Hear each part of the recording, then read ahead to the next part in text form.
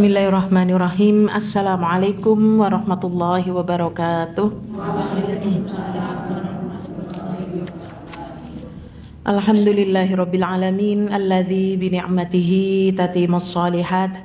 Barakan fihi kama yuhibbu rabbuna wa yarda.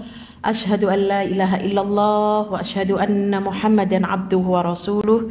Ya ayyuhalladzina amanu taqullaha wa qulu haqqa tuqatih wa la tamutunna illa wa antum muslimun. Ya ayyuhalladzina amanu taqullaha wa qulu qawlan sadida yuslih lakum a'malakum wa yaghfir lakum dhunubakum wa may yuti'illaha wa rasulahu faqad faza fawzan 'azima. Amma ba'd. Amsayna ala fitratil Islam wa ala kalimatil ikhlas wa ala dini nabiyyina Muhammadin sallallahu alaihi wasallam wa ala millati abina Ibrahim hanifan musliman wa ma kana minal musyrikin. Rabbi shrah li sadri wa yassir li amri wahlul 'uqdatam min lisani yafqahu qawli. Allahumma anfa'na bima 'allamtana wa 'allimna ma yanfa'una wa zidna ilman. Amma ba'd. Sehat semuanya ya Ibu? Alhamdulillah. Dengan rahmat dan kasih sayang Allah lah kita sore hari ini dalam keadaan cerah ya Bu. Kita memanfaatkan dua nikmat yang kebanyakan manusia terlena, yaitu nikmat sehat dan waktu luang. Nikmat sehat kita, nikmat waktu luang sempat kita sedang memanfaatkan, sama-sama kita duduk di majelis ilmu untuk kita belajar, yaitu untuk memperbaiki ya atau menambah bekal kita untuk menghadap Allah Subhanahu wa taala. Kali ini kita akan berbicara tentang apa ya?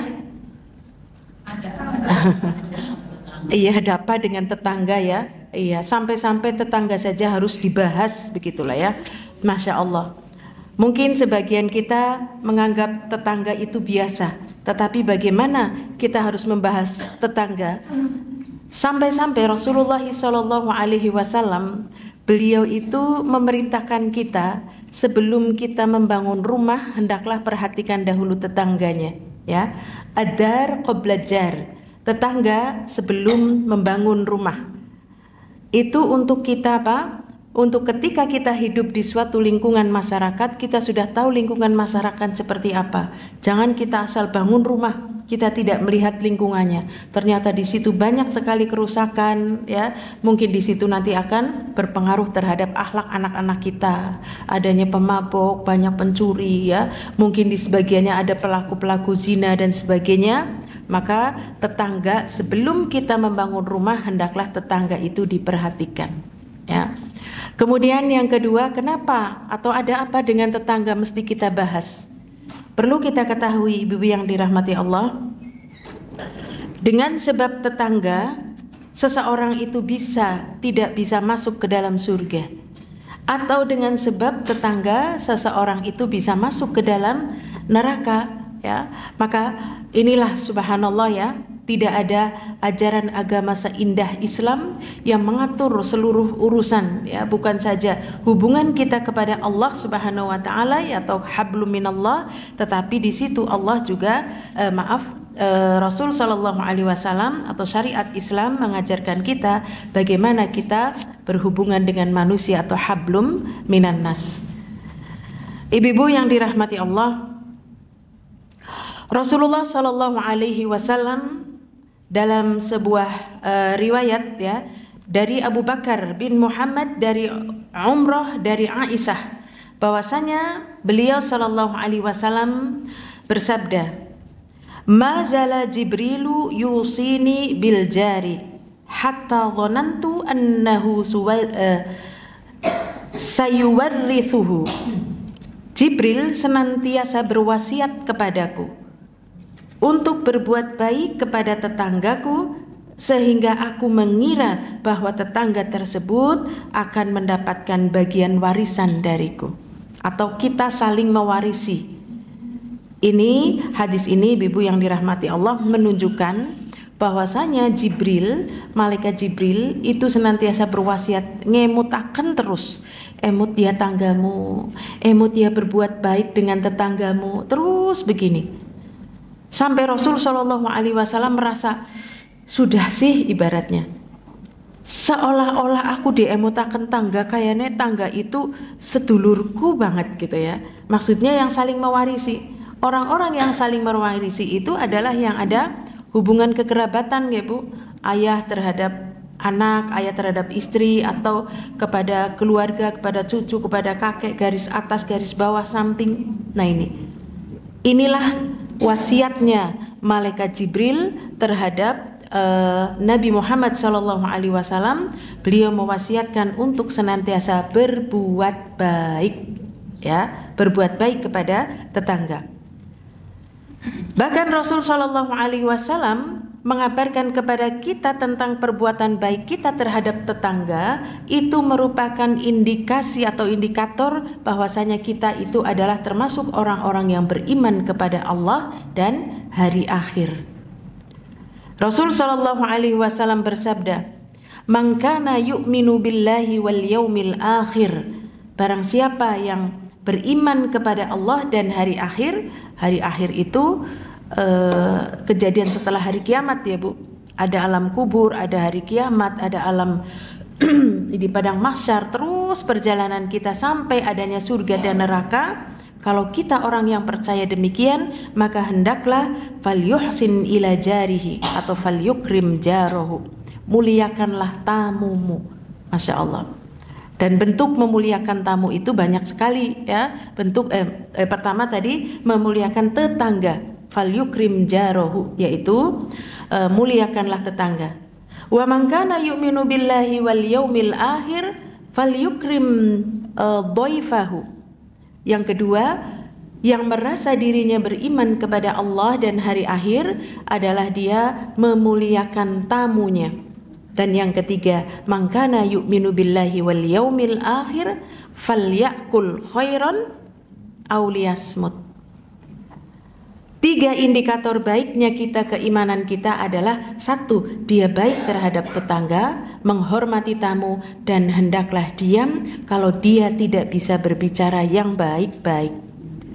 Hatta itu sebuah perbicaraan mubah ya, kalau sekiranya mubah itu akan menjurus kepada perbuatan yang tidak baik, lebih baik diam.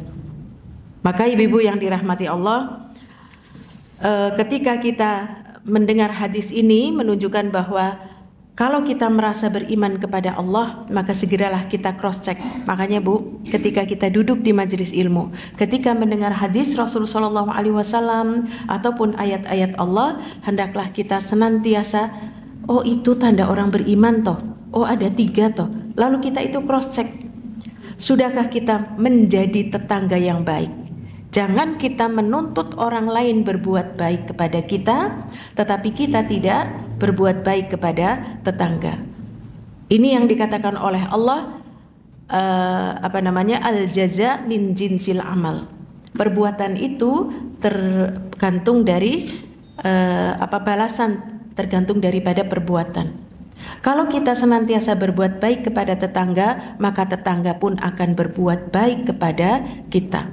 Dan kebaikan kita itu indikatornya adalah tetangga kita. Kalau tetangga kita mengatakan, oh ibu fulana tuh baik, ya, maka berarti orang itu harus percaya karena dia adalah tetangganya. Kenapa tetangga itu menjadi sesuatu hal yang terpenting? Karena ini sudah menjadi keluarga yang sangat dekat. Ini ada kisah Bu. Suatu ketika Umar bin Khattab itu dia dititipi, ada orang mau nitip Umar bin Khattab, ini tolonglah anak orang ini nih diterima untuk jadi karyawan ibaratnya. Maka pertanyaan Umar bin Khattab itu mengatakan begini, apa kamu pernah menjadi tetangganya? Enggak. Apa kamu pernah safar dengannya? Enggak. Kamu pernah enggak urusan uang dengannya? Enggak. Kalau 3 perkara itu enggak, aku tidak mau menerima. Karena ini menjadi indikator tadi pertanyaan pertama, apakah engkau pernah menjadi tetangga, menunjukkan apa? Orang tetangga itu seperti keluarga. Kita hidup bertetangga kan gak sehari 2 hari ya, bertahun-tahun, bahkan lebih lama dibandingkan kita hidup dengan orang tua kita, anak-anak kita ya. Kecuali yang kontraktor gitulah ya, mungkin kadang pindah dari sini pindah, tetap itu juga harus berbuat baik. Maka yang dikisahkan dalam Umar tadi mengatakan, kalau kau tidak bertetangga, ini menunjukkan kamu tuh nggak tahu siapa dia, ya. Tapi kalau jawabannya, apakah kau bertetangga dengan dia? Iya, maka ketika kau yang mereferensikan dia untuk diterima, aku tahu kau orang baik, berarti kau sudah mengatakan ini tetangga titip, berarti dia itu adalah orang yang baik.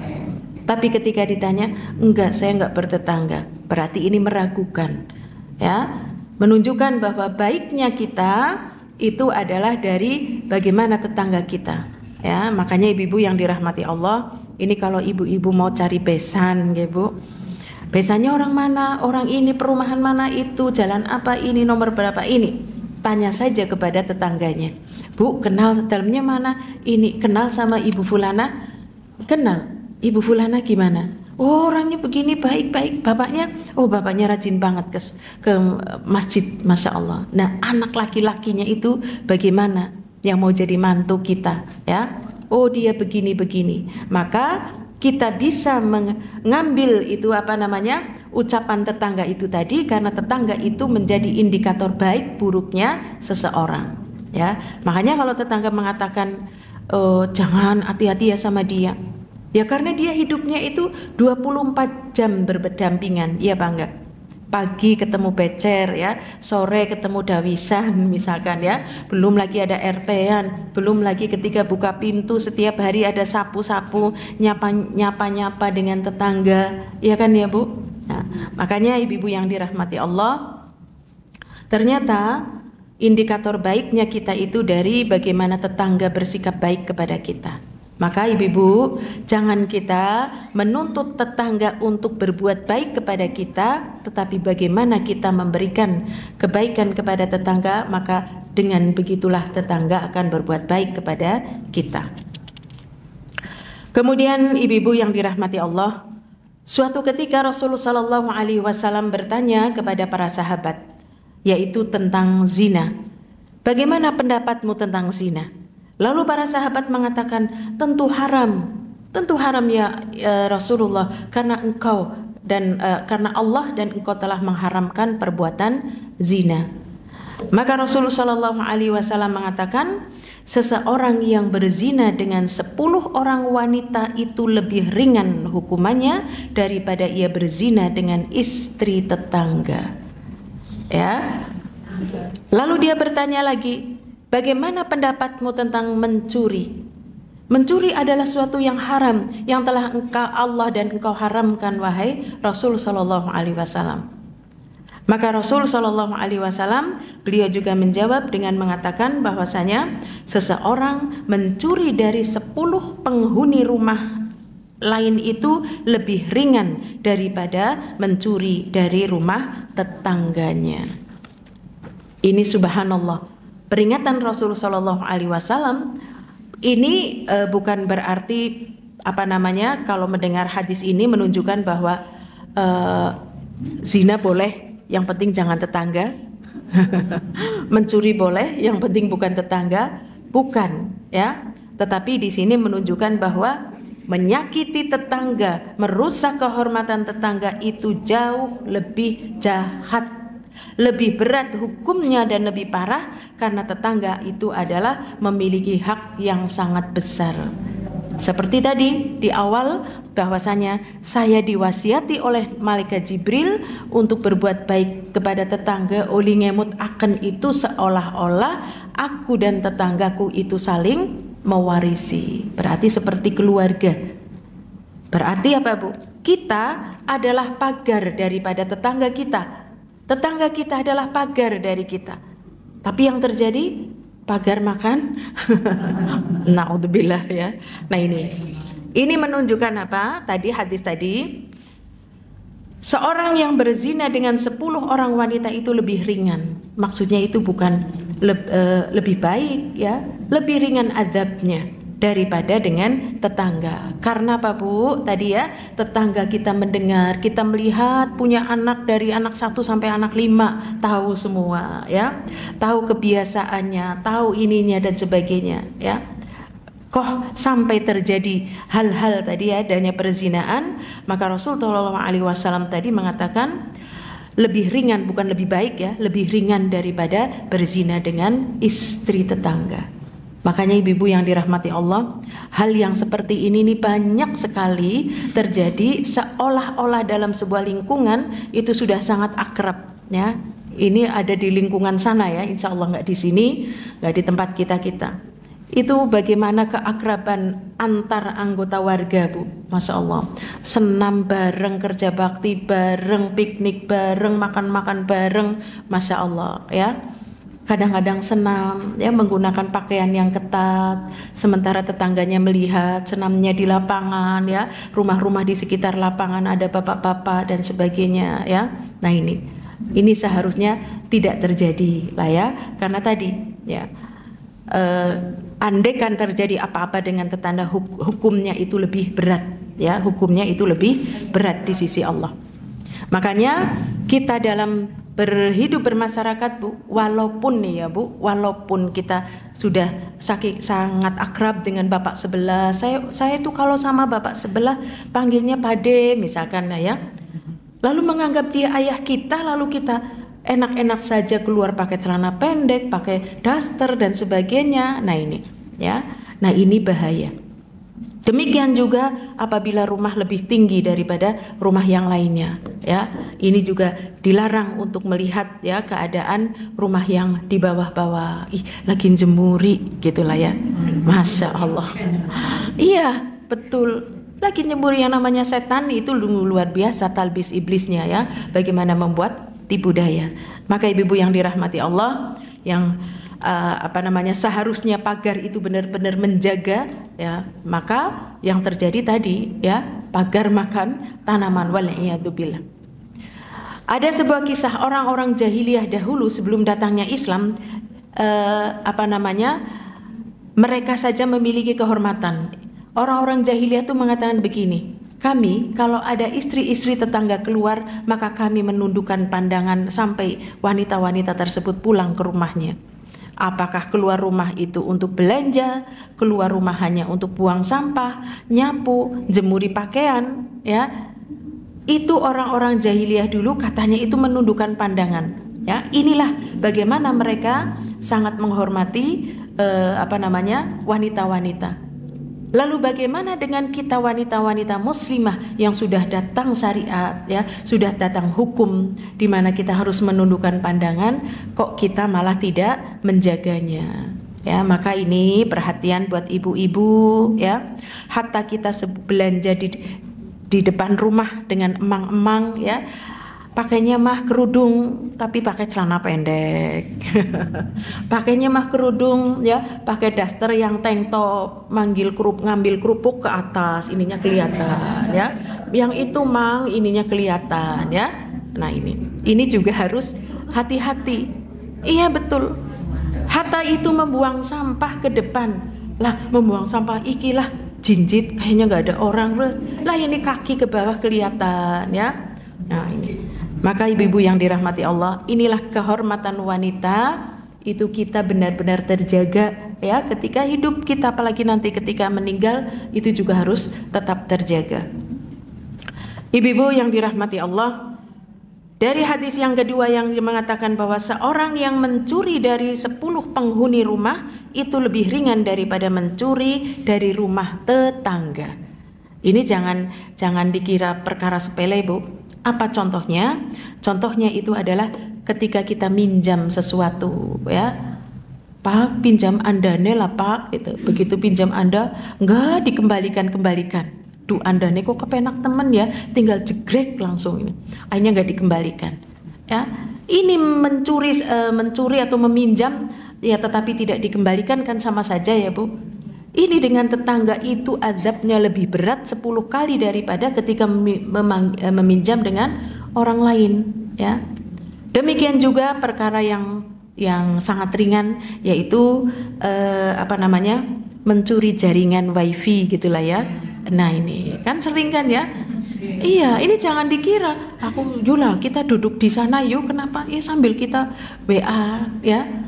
Kecuali kalau kita dapat izin ya, karena mereka bayar Bu ya, jaringan itu kan bayar ya, maka kalau kita minta izin, kalau kita diizinkan, contohnya di tempat-tempat ramai yang memang di kampus, di toko, di perpus atau di taman ya, itu biasanya ada free wifi atau di rumah makan, maka itu memang sudah dipersilahkan. Kadang-kadang mereka sudah ada passwordnya di sini, ini passwordnya, tinggal klik saja ya. Tetapi kalau kita tahu bahwasanya Ibu Fulan itu pasang wifi, kemudian kita nyantel nyambung atau kita duduk di situ, maka ini sama saja kita menyuri jaringan internet ya. Maka ibu-ibu yang dirahmati Allah, inilah betapa pentingnya kehormatan tetangga, sampai-sampai Rasul Shallallahu Alaihi Wasallam mengatakan tadi, berzina 10 orang sana bukan silahkan, ringan hukumannya, walaupun hukumannya di mata Allah itu berat sekali ya. Tapi dibanding dengan tetangga yang setiap hari yang sudah dianggap rumah sendiri, maka di antara hak kita terhadap tetangga atau kewajiban kita terhadap tetangga adalah menjaga ya. Kalau dia sedang pergi, kalau dia ada paket, maka kita menolongnya ya. Kita membantu untuk sini Pak dititipin sini dulu boleh gitu ya. Kemudian ibu-ibu yang dirahmati Allah, yang berikutnya adalah memberi kepada orang yang paling dekat dengan rumahnya. Telah mengabarkan kepada kami Hajjaj bin Minhal, ia berkata, telah mengabarkan kepada kami Syu'bah. Kemudian dari Aisyah radhiyallahu anha, ia berkata, aku bertanya kepada Nabi sallallahu alaihi wasallam, ya Rasulullah, inna li jaraini fa ila ayyihima uhdi qala ila aqrabihima minka baban. Wahai Rasulullah, aku tuh memiliki 2 tetangga. Kepada siapa aku harus memberi dari 2 tetangga tersebut? Mana yang harus aku dahulukan? Maka Rasul sallallahu alaihi wasallam mengatakan, yang paling dekat pintunya dengan rumahmu. Ya, yang paling dekat itulah yang paling berhak untuk mendapatkan kebaikan kita, atau mungkin hak untuk dia mendapatkan oleh-oleh dan sebagainya. Makanya ibu-ibu yang dirahmati Allah, dalam sebuah lingkungan masyarakat atau tetangga, yang terbaik tetangga itu siapa? Yang muslim, yang dia masih kerabat kita, paman, bibi, kakak, adik, tapi seperumahan dan dia beragama Islam, maka itulah yang paling berhak untuk kita mendapatkan kebaikan. Karena apa? Kebaikan kita kepada mereka akan menjadikan 2 pahala ya. Pertama, pahala mungkin ada silaturahmi ya, yang kedua pahala untuk memberikan sedekah. Tetapi yang kedua adalah tetangga yang muslim ya, yang dia itu paling dekat dengan rumah kita, dengan pintu kita ya. Depan atau belakang? Oh iya ya.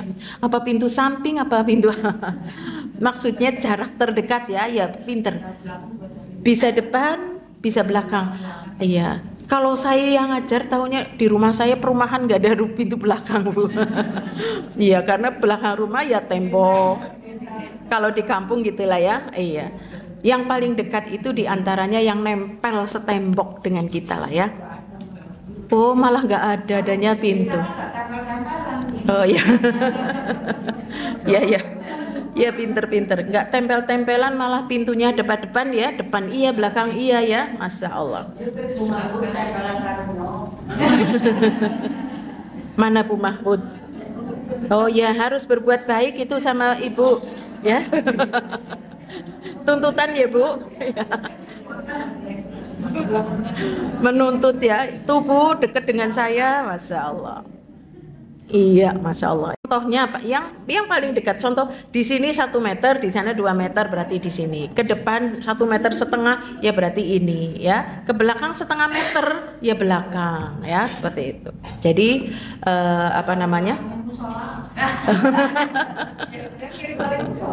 Iya. Iya. Iya, yang paling dekat rumah itu yang dihuni lah ya. Kalau musola kan hanya 5 waktu saja ya. Iya. Kemudian mereka pulang lagi ya ke rumah. Iya, jadi karena apa? Karena setiap hari kita mendengar ya, mendengar tetangga yang dekat marahnya mungkin terdengar, piring terbangnya terdengar ya, lagi teplok-teplok ke anak juga dengar ya, Masya Allah. Nah inilah, dan dia tetangga juga paling terganggu kalau kita ya, satu musiknya terlalu keras ya, pakai pagi-pagi sudah musik ya, kemudian mungkin memelihara burung ya yang bunyinya sudah rame di pagi hari, atau ayam, Masya Allah ya, ayam kenapa? Ngenduk, oh entok, iya, entok, bebek, basur ya, Masya Allah, dilos sengaja loh, Masya Allah, jangan dikira ini Bu, kucing, nah ini ya, sekarang sih masih viral nggak kucing Bu? Oh masih ya, Masya Allah, ya itu ya, jadi harus hati-hati yang memiliki binatang, apakah dia ayam, apakah kucing, apakah anjing, ataukah apa, harus dijaga ya, karena nanti di sini Bu disebutkan bagaimana Rasul Shallallahu Alaihi Wasallam marah kepada Aisyah ketika Aisyah itu lagi mau makan, tiba-tiba begitu mau makan ada kambing tetangga mau ambil makanannya, lalu Aisyah merebut sambil gusar, hush hush hush gitu ya. Lalu Rasul Shallallahu Alaihi Wasallam mengatakan, jangan kau sakiti tetangganya dengan tidak mengasih makan kambingnya. Masya Allah, kita sok berengkolang kucing, ayam ya, Masya Allah. Bahkan sudah kalau ayam masuk situ sudah nggak kembali nyawanya, langsung dimasak ya, Masya Allah. Nah ini, dan ini banyak terjadi ya, maka hati-hatilah dengan tetangga ya, karena tetangga itu tadi ya menjadi perhatian yang besar dari malaikat Jibril memperingatkan kepada Rasul Shallallahu Alaihi Wasallam tadi ya. Kemudian Aisyah berkata, aku bertanya kepada Nabi, wahai Nabi, aku punya 2 orang tetangga, kepada siapa aku harus memberi? Beliau menjawab, kepada orang yang paling dekat pintu rumahnya darimu ya, pintu rumahnya darimu. Tapi kalau misalkan ada tetangga yang agak jauh tapi dia kerabat, kakak kita, saudara kita, maka itu yang lebih utama ya, seperti itu. Demikian juga cara membaginya ya. Ada yang mengatakan yang disebut dengan tetangga itu berapa? Ada yang mengatakan 40 rumah depan, 40 rumah belakang, 40 rumah samping ya. Mungkin 40-nya bukan lurus gitu ya, tapi ini 40 ya, di sini 40, belakang pun 40 begitu. Dan cara memberikan kalau kita mau memberikan hadiah, jangan memberikan yang paling jauh ya, berikan dulu yang terdekat ya. Kenapa kalau memberikan yang jauh? Kalau ketika kita memberikan yang jauh, yang dekat, lihat kasih ngirim apa ya, aku dikirim murah ya gitu ya. Nah, bok-bokan sampai seperti itu, memberikan PHP, tahu ya PHP ya? Iya. Lah jebule nggak dikasih gitulah ya, Masya Allah. Jadi berikan tadi yang terdekat dulu. Kalau toh dia tidak ke sana, dia tidak melewati rumahnya ya. Tapi ketika pulang ke sini, dia nongol ya, habis ngirim apa Bu? Padahal dia terakhir ya. Duh, gimana ini, Masya Allah. Kemudian dari tetangga yang paling dekat ke tetangga yang paling jauh tadi ya, dikatakan jangan memulai dari tetangga yang paling jauh lalu yang ke paling dekat, tetapi mulailah dari yang paling dekat lalu ke yang paling jauh. Nah, kadang-kadang kita bagi malah di yang paling jauh dulu ya. Orang lihat loh kayak ngana lagi, padahal ngirimnya cuma bawa 2 ya, kan lama sekali. Lama menunggunya. Kapan gilirannya aku ya, Masya Allah. Kemudian ibu-ibu yang dirahmati Allah, orang yang menutup pintu rumahnya terhadap tetangganya. Perhatikan ya, telah lewat kepada kita masa di mana saudara seorang muslim telah dicintai oleh seorang daripada dinar dan dirham. Adapun sekarang harta lebih dicintai daripada saudara semuslim. Aku telah mendengar Rasulullah sallallahu alaihi wasallam bersabda, "Kam min jarin muta'alliq bi jarihi yaumal qiyamah, yaqul ya Rabb, hadha aghliqu babahu duni famana'a ma'rufah." Berapa banyak orang yang kelak pada hari kiamat nasibnya itu tergantung kepada tetangganya yang lain. Berapa banyak seorang pada hari kiamat nanti tergantung dari tergantung kepada tetangganya yang lain. Tetangganya itu berkata, "Wahai Tuhanku, orang ini dahulu tadi ya di dunia menutup pintunya untukku, dia tidak pernah mau memberikan miliknya padaku." Nah, jadi tetangga tidak mendapatkan hak dari kebaikan kita. Nulung yang nggak pernah, nyapa nggak pernah, ya, memberikan bantuan nggak pernah, boro-boro ngirim, ya. Nah, ini nanti seorang itu tadi tetangganya itu akan datang pada hari kiamat, ya, karena dia akan tergantung baiknya dia adalah pengakuan dari tetangganya, bahwa tetangganya dia mengatakan bahwa ya Rob, aku ini orang ini di dunia itu senantiasa menutup pintunya untukku. Dia tidak pernah memberikan miliknya untukku, memberikan miliknya padaku. Nah, ini banyak ya di rumah-rumah yang sudah rumahnya besar, tembok keliling misalkan ya, Masya Allah pagarnya tinggi, gak pernah dibuka, dibukai hanya yang punya rumah, begitu keluar tutup lagi, keluar tutup lagi. Jangan ada yang masuk, begitulah ya. Sudah rumahnya kelilingi pakai apa? Kawat berduri, ya, dikasih setrum, ya, belum lagi satpam, ada lagi CCTV-nya, Masya Allah ya. Nah, kita tidak suhudon kalau memang dia memiliki harta. Kenapa Pak sampai terjadi penjagaan berlapis-lapis? Bisa jadi memang dia memiliki harta. Tapi demikian kita sudah tahu. Orang yang memiliki harta, kitalah yang sibuk menjaga harta, nggak tenang, ya nggak. Tapi kalau kita memiliki ilmu, kita tenang, ilmunya yang menjaga kita. Jangan lupa, ini begini bacanya gini, kalau begitu doanya begini. Kalau begini, ingat senyum adalah sodako. Ayo ingat, menolong orang lain adalah sodako. Maka ilmunya yang senantiasa menjaga dirinya. Maka tadi ya, ibu-ibu yang dirahmati Allah, nanti sekarang mah tetangga kita biasa-biasa saja Bu, baik. Tapi nanti pada hari kiamat ya, dia itu akan bertanya tadi tentang kita ya, yang kita tidak pernah menyapa, tidak pernah, kendaraannya blas nggak pernah dipakai untuk nulung saja ya. Mau jalan ya cuekin saja, nggak nanya mau kemana Bu. Wah, padahal kalau dari tempat saya perumahan ke pintu gerbang sana kan jauh gitu ya, Masya Allah. Nah ini. Kemudian yang berikutnya, tetangga tidak boleh kenyang sementara tetangganya lapar. Pertama, tidak boleh kenyang sementara tetangganya lapar. Telah mengabarkan kepada kami Muhammad bin Katsir, ia berkata telah mengabarkan pada kami Sufyan bahwasanya ia mendengar Rasul sallallahu alaihi wasallam bersabda, "Laisal mu'min billadzi yashbahu wa jaruhu ja'i'." Tidak termasuk orang mukmin orang yang kenyang sementara tetangganya kelaparan. Bukan orang yang mukmin, ya, Masya Allah.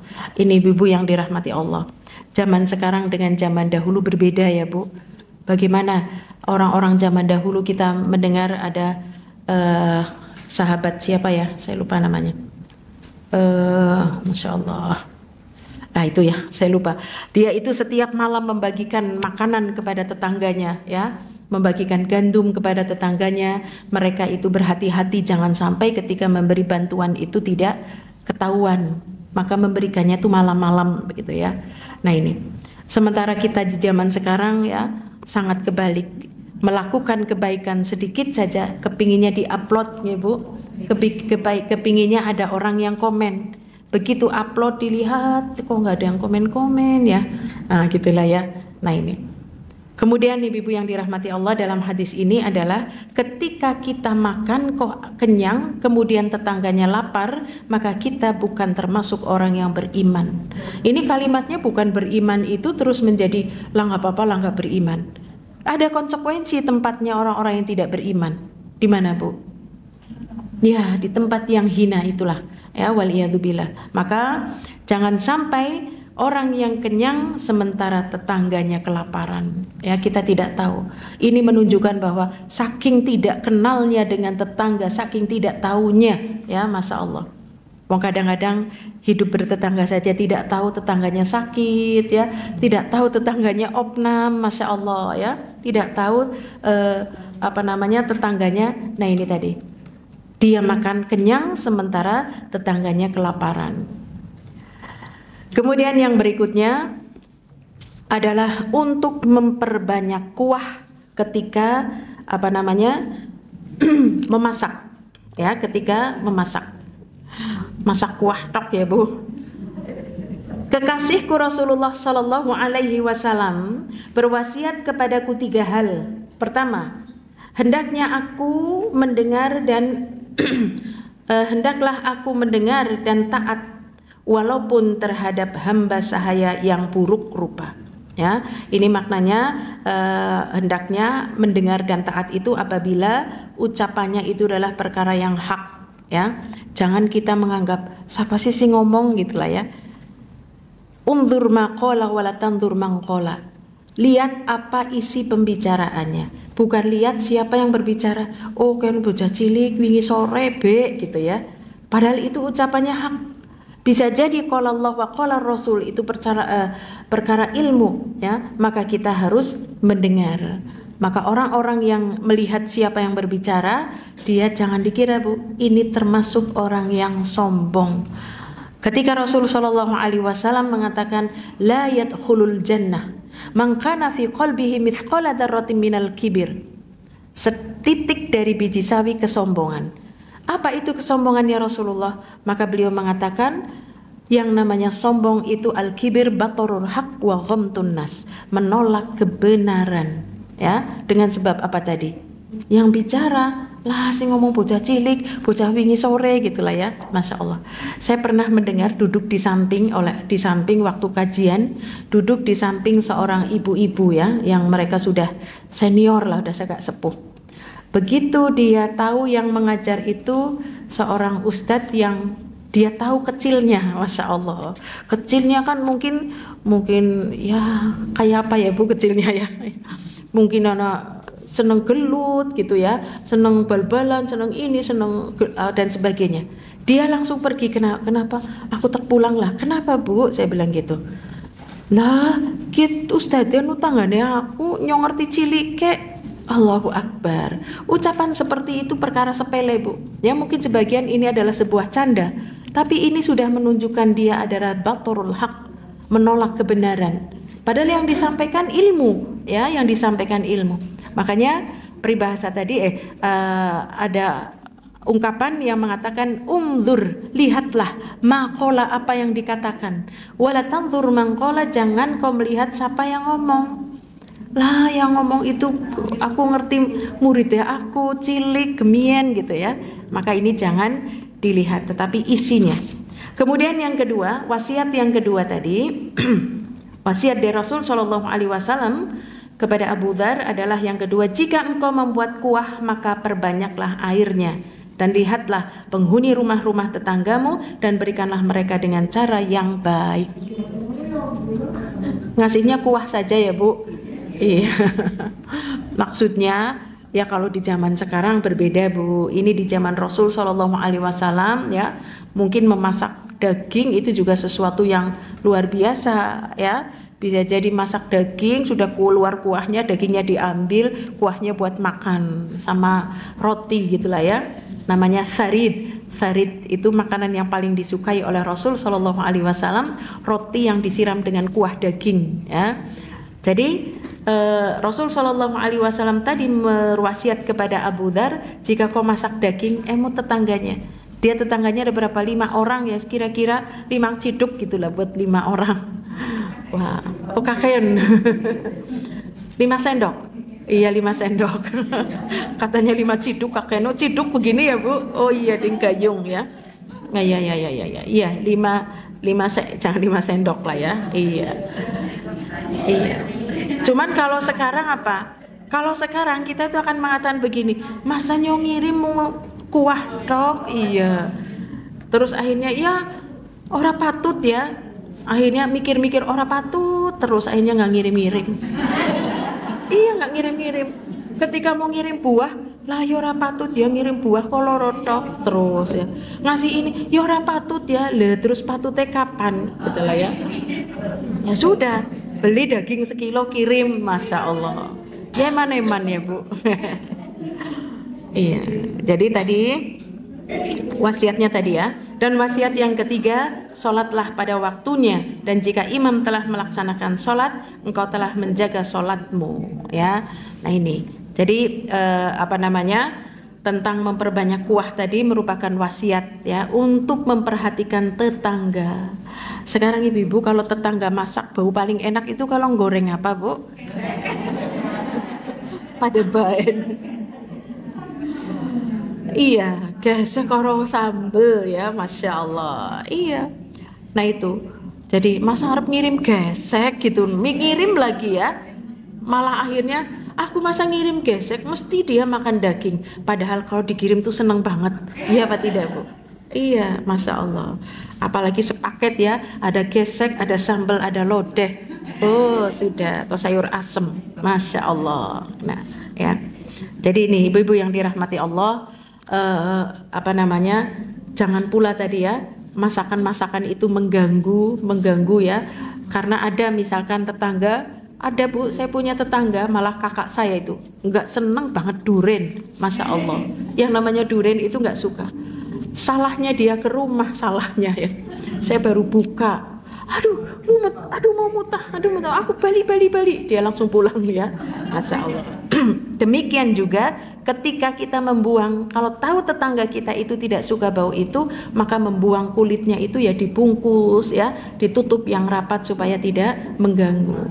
Atau bisa jadi Bu, orang yang tidak pernah makan duren, lah Jan, kulit duren akeh banget, coba aku dikasih seprindi saja, Masya Allah ya. Nah ini juga bisa mengganggu tetangga tadi ya, maka kita harus memperhatikan tetangga.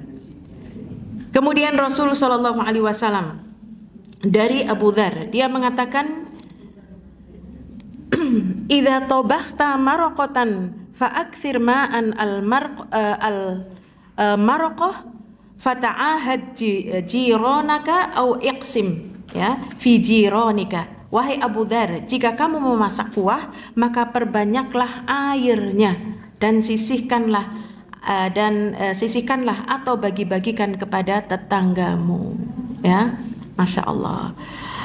Silahkan ya, kita kadang-kadang merasa tidak pantas pakai kuah ya, kuah gulai, dagingnya nggak usah dikirim, dikasih ada tahunya, ada telurnya, walaupun ketika dikirim baunya tak gulai tapi oyak-oyak nggak ada ya, Masya Allah. Iya. Iya. Sebenarnya ini tinggal ucapan tetangga saja lah ya. Kalau kita mau jadi tetangga yang baik, sudah mau dikirim apa saja ya alhamdulillah ya. Dikirim itu kembaliannya lebih banyak. Alhamdulillah ya. Nah, seperti kemarin lah kita bahas dengan ucapan alhamdulillah. Waktu kita bahas tentang dahsyatnya ucapan alhamdulillah, itu lagi hujan ya Bu. Jadi yang belakang cuma 7 orang. Padahal bagus banget. Kapan-kapan ya diulang lagi ya. Iya, Masya Allah ya. Orang yang senantiasa mengucap alhamdulillah itu berkah Bu ya. Walaupun tadi rasanya cuman tahu bumbunya gulai, nikmatnya Masya Allah, pas lagi nggak masak, pas hujan, pas lapar, pas semuanya ya, Masya Allah. Iya, Masya Allah. Kemudian yang berikutnya adalah sebaik-baik tetangga. Telah mengabarkan kepada kami Abdullah bin Yazid, mengabarkan dari Abdullah bin Amr bin As dari Rasul Shallallahu Alaihi Wasallam, beliau bersabda, khairul ashabi 'indallahi khairuhum li sahibihi wa khairul jirani 'indallahi khairuhum li jirahi. Sebaik-baik teman di sisi Allah adalah yang paling baik kepada temannya. Ya, sebaik-baik teman yang paling baik di sisi Allah adalah yang paling baik terhadap temannya. Di sini paling baik terhadap temannya, banyak orang, kenapa kau berteman dia? Karena dia baik. Kenapa dia baik? Senangnya nelaktir, senangnya beliin ini, senangnya ini. Bukan begitu ya. Itu namanya seorang berteman hanya mencari keuntungan. ya, mencari keuntungan. Tetapi benar-benar tetangga yang baik itu yang mengerti tentang dirinya, ya. Dia tidak pernah berkeluh kesah tapi dia pengertian, misalkan ya. Dia senantiasa mengajak karena dia tahu tentang diriku, ya. Sementara aku gak pernah menunjukkan bahwa aku tuh belum pernah makan di restoran itu, di restoran ini, begitu ya. Nah, demikian juga bukan dalam hal makanan, ya, tetapi kebaikan itu adalah dalam hal nasihat, ya. Ketika temannya terkena musibah, dia menasehati, dia menguatkan, memotivasi. Ya, kita tahu bahwasanya kebaikan yang dilakukan kepada orang lain, pernah Rasul Shallallahu Alaihi Wasallam sampaikan, sungguh aku keluar dari masjidku ini, ya, lebih sungguh aku menolong kebutuhan temanku atau saudaraku lebih aku cintai daripada aku beriktikaf di masjidku ini selama 30 hari, sebulan, ya. Iktikaf itu di bulan Ramadan di masjidnya Masjid Nabawi yang satu kali kebaikannya, satu kali sholat kebaikannya sampai 100 kali, ya, Masya Allah. Kemudian iktikafnya Nabi SAW itu full, Bu, ya, 24 jam, pagi, siang, sore, malam terus. Dia tidak pernah keluar kecuali untuk kebutuhan, dan kegiatannya sholat, baca Quran, taubat, istighfar, terus bersodakoh, terus kebaikan. Ternyata Rasul Shallallahu Alaihi Wasallam dia keluar rumah untuk memberikan kebaikan kepada saudaranya lebih ia cintai, ya. Karena ketika itikaf hanya untuk dirinya sendiri pada Allah, ya. Tetapi ketika keluar ada orang lain yang mendapatkan manfaat dari kebaikan kita. Maka inilah sebaik-baik teman di sisi Allah adalah yang paling baik kepada temannya, ya. Ingat, Bu, di dalam berteman, ingat kita sudah tahu, ya, cari teman itu teman yang benar-benar bukan untuk kita cari keuntungan, tapi teman yang bisa membawa dia ke dalam jannahnya Allah. Berteman dengan orang yang solih, yang mengingatkan, ya, yang diibaratkan berteman dengan orang baik seperti berteman dengan penjual minyak wangi. Iya, kita baru duduk di sampingnya saja sudah ketularan wanginya. Orang-orang mengira, ih, kamu penjual minyak wangi, ya. Padahal kita baru mampir saja. Maka ibu-ibu yang dirahmati Allah, ini keadaan teman yang baik. Kemudian sebaik-baik tetangga di sisi Allah adalah yang paling baik kepada tetangganya. Masya Allah. Tetangga Allah itu artinya apa, Bu? Yang paling dekat kedudukannya di sisi Allah, yaitu di dalam surga yang paling tinggi.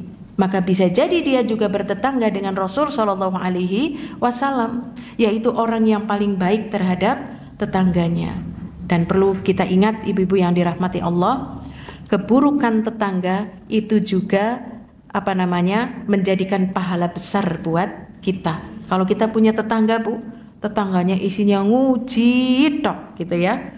Kalau kita bersabar, maka pahalanya semakin besar daripada kita disakiti oleh orang lain, Bu. 10 kali lipat. Karena disakiti oleh orang lain, bisa jadi kita nggak ketemu dengan orang itu, ketemu lagi nanti bulan depan pas ketemu acara apa gitu ya, pas kajian, ketemu lagi, atau pas acara apa gitu. Tapi yang namanya tetangga itu ketemunya tadi setiap saat. Maka ketika ia disakiti oleh tetangga, kemudian ia bersabar, maka pahalanya itu lebih besar, ya, lebih besar. Maka ibu-ibu, jangan kita merasa, lah jen aku pindah bae loh, duit tangga kok jen reseh banget. Ada kan ya, Bu? Ada tetangga yang reseh seperti itu. Jangan kita salahkan tetangga. Kembali, jangan kita salahkan tetangga. Kalau kita mau cross check dengan ayat-ayat Allah bahwasanya ujian yang menimpa kita karena peran dosa kita, kesalahan kita jangan menyalahkan tetangga yang buruk, tetapi kita salahkan diri kita. Jangan-jangan aku tuh pernah menjadi tetangga yang buruk sebelum saya menempati ini. Tetapi saya tidak tahu apa yang aku lakukan kepada tetanggaku di perumahan sana, ya, sebelum saya pindah ke sini. Saya mungkin kalau lewat cuek, saya kalau naik motor ngeber, nggak peduli, yang penting aku seneng dengan suara motornya misalkan, ya. Dia lupa telah menanamkan keburukan yang hari ini Allah sedang membersihkan keburukan masa lalu dengan orang tetangga kita yang buruk. Maka yang terbaik bersabar, perbaiki terus ya, introspeksi diri. Kalau misalkan kita ingin menasehati, itu jauh lebih baik ya, lebih baik. Makanya dalam kita bertetangga Bu, jangan cukup kita kumpul-kumpulnya itu hanya kerigan, kerja bakti, makan-makan, piknik terus begitu. Harus ada mauidhah ya. Insya Allah sekarang hampir di perumahan ya ada lah ya kajian yang subuh suami istri mungkin ya, atau para wanita sudah kajian, bapak-bapak sudah kajian. Jadi di lingkungan masyarakatnya itu saling menghormati ya, saling menghormati. Kemudian tetangga yang baik. Rasulullah Shallallahu Alaihi Wasallam beliau bersabda, min sa'adatil mar'i al-muslim al-maskanul wasi' wa jarus salih wal markabul hani. Di antara kebahagiaan seorang muslim adalah tempat tinggal yang luas. Ya, atau indikator kebahagiaan seorang muslim kalau dia memiliki tempat tinggal yang luas. Makna tempat tinggal yang luas ya bisa jadi rumahnya yang luas ya, tetapi lebih pada penghuninya. Sekarang tempat tinggal luas kalau penghuninya hatinya sempit ya tidak senang. Maka inti dari sini adalah pemilik rumah itu adalah hatinya yang luas, senang menerima tamu, senang menjamu tamu, siapapun boleh masuk ya, kecuali binatang-binatang ya, atau orang-orang yang mau jahat gitulah ya. Tetapi siapapun boleh masuk ya.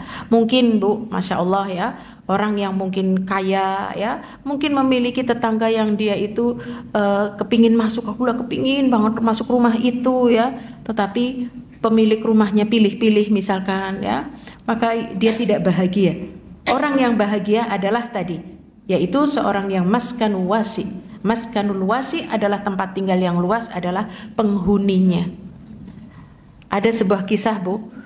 Jadi ada seorang sahabat, dia itu mengeluhkan kepada Rasul Shallallahu Alaihi Wasallam. Ya Rasulullah, bojoku ya Rasulullah, istriku itu kalau aku ke rumah bawa tamu mesti muncul-muncul ya. Kayak siapa Bu? Nggak ada lah ya di sini lah ya. Muncul-muncul, bapaknya ngapa sih nggak wani tamu? Aku jadi gawe wedang repot ini gitu ya. Kita begitu apa enggak? Enggak, alhamdulillah. Mudah-mudahan enggak ada terusannya. Enggak, beda gitu ya. Enggak, iya. Nah ini. Sampai suaminya, ya Allah, istriku kojan, orang seneng temen nek aku ada tamu ya. Kemudian itu disampaikan kepada Rasul Shallallahu Alaihi Wasallam. Maka beliau mengatakan, sungguh tamu yang datang ke rumahmu, ketika dia keluar dari rumahmu, maka dia akan membawa bala dari rumah bala yang ada di rumahmu. Lalu kemudian dia pulang ke rumah, kemudian dia bercerita, bu, ngene bu lenggah gitu lah ya dibilangnya. Aku telah bertemu dengan Rasul Shallallahu Alaihi Wasallam tadi ya. Aku bercerita tentang begini itu keadaan istrinya. Maka Rasulullah mengatakan bahwa tamu yang datang ke rumah itu ketika keluar, bala yang ada di rumah ini, kau sedang sakit sembuh kalau kau menghormati tamu ya. Kita sedang terlilit hutang, dimudahkan oleh Allah. Ada masalah, dicarikan jalan keluar ya. Hatinya sesek ya, diluaskan oleh Allah ya. Akhirnya sejak mendengar berita itu, istrinya senang kalau suaminya pulang dengan membawa tamu ya. Ketika suami pulang nggak bawa tamu, ditanya, Masya Allah, Pak gimana sih ini orang anak tamu? Kenapa Bu? Masya Allah ya. Nah jadi ibu-ibu yang dirahmati Allah, tadi tetangga atau di antara indikator kebahagiaan seorang muslim adalah tempat tinggal yang luas. Dan kalau kita memiliki tempat tinggal yang sempit, ya jangan kecil hati Bu ya. Kalau rumah saya kan itu juga RSS tuh Bu ya, Masya Allah. Yang penting tadi ya, hatinya kita itu luas. Sekalipun rumah sempit ya, nah itu. Kalau rumah luas, kalau punya tamu terus dia wajahnya baru datang ditanya, ya, tetangga yang baik. Jadi ini indikator kebahagiaan seorang muslim adalah ketika memiliki tetangga yang baik. Mudah-mudahan kita semua menjadi tetangga yang baik, tetangga idaman ya Bu, Masya Allah. Bukan idaman suaminya ya, tetangga yang baik karena akhlak kita ya, karena mungkin adab kita, perilaku kita di dalam bertetangga. Kemudian yang ketiga tadi wal markabul hani adalah kendaraan yang tenang ya, kendaraan yang tenang. Di sini kendaraan yang bermanfaat dan sebagainya. Kemudian yang berikutnya adalah tetangga yang jahat. Tetangga yang jahat, salah satu doa Nabi SAW. Siapa yang bisa doa berlindung dari tetangga yang buruk?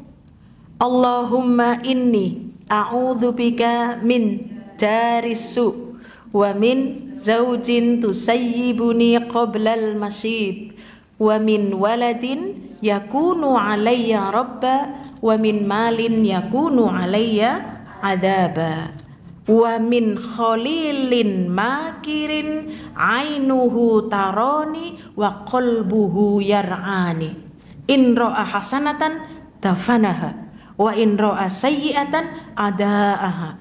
Ya, kita berlindung ya Allah dari tetangga yang buruk. Ya Allah, tetangga yang buruk itu ya menyiksa karena terus-menerus dia di samping kita, benalu ibaratnya ya. Kemudian berlindung dari tadi suami yang membuat beruban sebelum waktunya. Berlindung dari anak yang tadi kemeraja-meraja, berlindung dari harta yang membuat kita adab, dan berlindung dari teman dekat ya, yang matanya mengawasi terus dan hatinya juga senantiasa memata-matai gitulah ya. Kalau dia melihat kebaikan dia diam, tapi kalau dia melihat keburukan, hehehe, ternyata. Nah itu ya. Ini kita berlindung dari khalilin makirin, yaitu teman dekat tapi dia penuh dengan makar. Maka kita berlindung, doa tadi adalah doa berlindung dari tetangga yang dekat. Demikian juga Rasul bersabda sallallahu alaihi wasallam, la taqumus sa'ah hatta taqtular rajulu jarahu wa akhahu wa abah. Hari kiamat tidak akan tiba sehingga seorang membunuh tetangganya, saudaranya dan ayahnya. Nah, ini sudah banyak ya Bu. Kemarin berita anak membunuh orang tuanya, membunuh neneknya, membunuh waliyatubillah. Iya, ini pertanda apa? Hari kiamat ya. Hari kiamat itu sudah dekat. Kemudian yang terakhir, jangan kita menyakiti tetangga. Karena ada seorang yang datang kepada Rasul sallallahu alaihi wasallam dengan mengatakan, "Ya Rasulullah, aku punya tetangga, sholat sunnahnya baik banget, puasa sunnahnya baik banget, sodakohnya juga baik.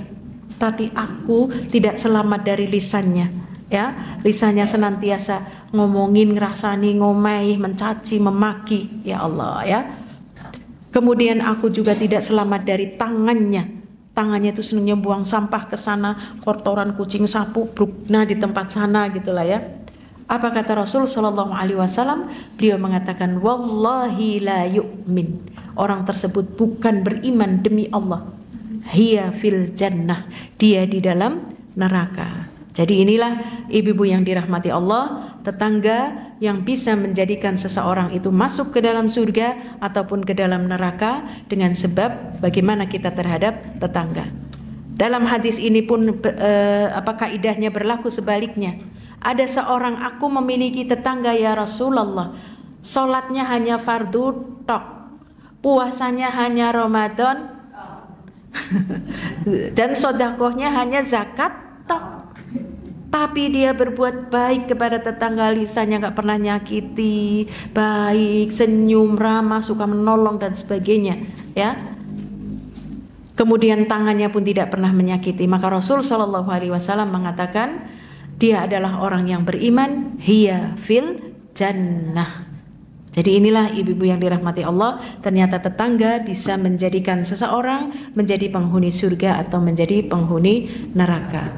Itulah ibu-ibu yang dirahmati Allah yang bisa kita pelajari hari ini.